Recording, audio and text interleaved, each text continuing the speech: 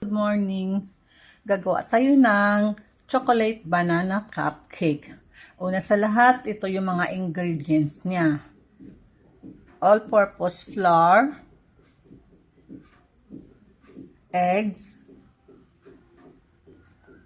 walnuts for topping, chocolate powder, canola oil. Maganda canola oil kasi malambot kahit i-ref mo rin. Baking soda, salt, and baking powder, brown sugar, at vanilla syrup.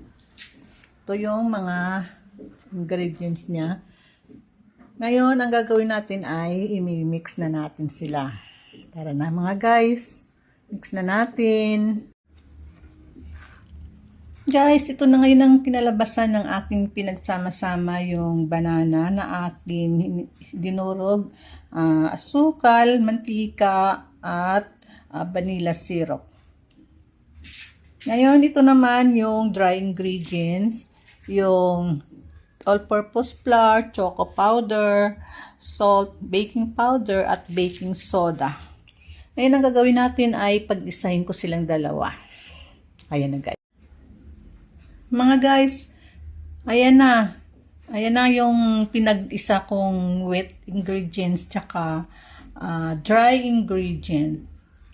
Ngayon ang gagawin ko ay lalagyan ko siya ng walnuts para sa mixture niya.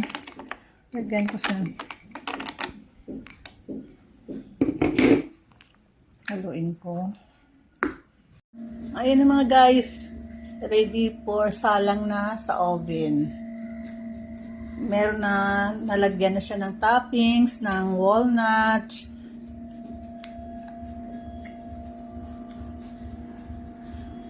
Okay na.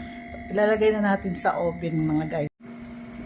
Ayan mga guys, umaalsa na. Nag-iiba na yung laki niya. Tumataas na. Nagbabago na yung ang itsura niya.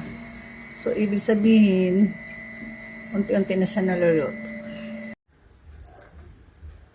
Ayan na mga guys. Ito na yun lahat ang aking ginawang banana chocolate cupcake.